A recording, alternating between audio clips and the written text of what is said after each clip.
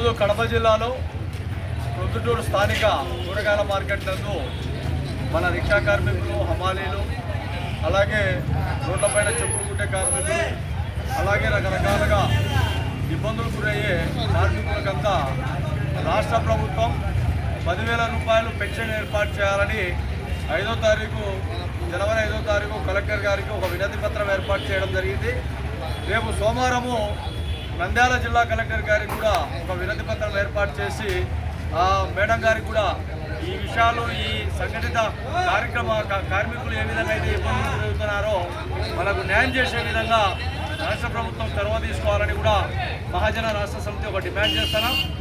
పెన్షన్లు రాష్ట్ర ప్రభుత్వము, కూటమి ప్రభుత్వం ఇంతవరకు పెన్షన్లు ఏర్పాటు చేయడంలే.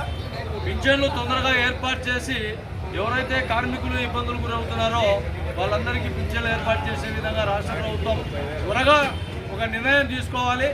రకరకాలుగా అవి ఫ్రీ అంటే ఇక్కడ కష్టపడి రోజువారీగా కూలీ నాలి పనిచేసే వ్యక్తులు దాదాపు నిత్యావసర సరుకులు ఎన్నో విధాలుగా రేట్లు పెరిగిపోయినాయి.